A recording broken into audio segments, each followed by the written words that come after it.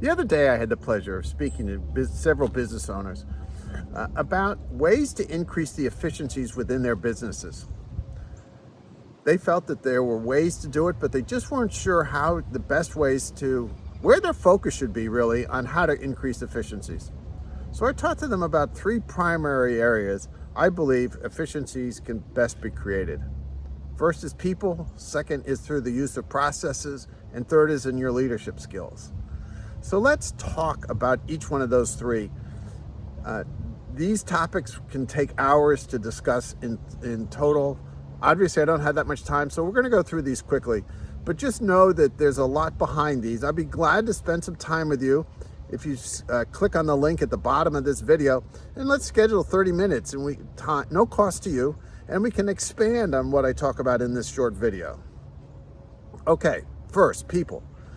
People are the key. You've got to have the right people on board. You've got to understand that to produce high efficiencies, you need top quality workers. You can't expect average workers to be producing outsized results. It just won't happen. So you need to not to tolerate average employees. You need to find top quality employees, or at least very good employees, and train them up to be top quality. But people are key. Don't tolerate average. Don't delay making decisions. Don't delay letting people go because you want to avoid a conflict. That just prolongs and extends the agony, so to speak. You've got to train the team. The team has to clearly understand what's expected of them.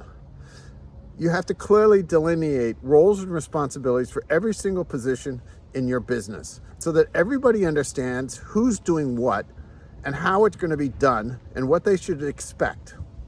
If you don't do that, I find that sometimes businesses have gaps in the roles and responsibilities and things start falling through the cracks, and that's not helping efficiency whatsoever. So those are a couple things. I guess I should add one more, and that is that you as a leader have got to create a team that functions as a team and not as a group of individuals. I've worked with some business owners that when we began, their teams they weren't teams, they were a series of individuals, and all kinds of inefficiencies arise when you have people that are working as individuals rather than a team. So those are a couple ideas around the importance of making sure you have the right people on your team. Secondly, processes. Processes are a necessity for all routine tasks. Every single routine task in your business should have a process, meaning documented, this is how we perform this task.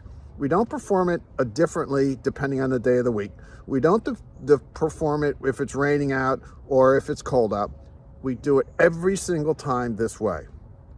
And we tweak it to continually improve it, constant improvement. That's how we get efficiencies into our business.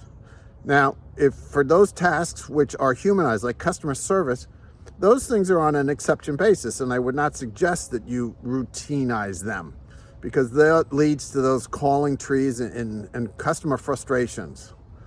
So focus on all routine tasks in your business and create systems, whether it's documented systems, flow charted, you can document it on videos. Everybody has to understand what's expected of them and how to do what you expect of them. And then the third thing is leadership. You've got to be a leader that creates a compelling vision for the business, that excites people, that unites people, that doesn't tolerate excuses, always looking to continually improve the performance of the team, your performance, so that the customer reaps the benefits. And I should say in closing that you have to be very careful to align your desires for increased efficiencies along with the impact on customer experiences. You can easily create added efficiencies, but jeopardize the customer experience, and that's not something you want. So you've got to make sure that whatever changes you make to increase efficiencies has at least, or at minimum, I guess, a neutral impact on the customer experience. The ideal, of course, would be increased efficiency with an increase in the customer experience. So those are a couple of short ideas around how to increase efficiencies in your business. As I mentioned earlier, below this video is a link to my online calendar. Click on it and let's schedule a 30-minute, no cost, no obligation conversation, and I can build on these ideas for you, and we can talk through how to apply them to you and your business. All the best to you. I look forward to talking to you.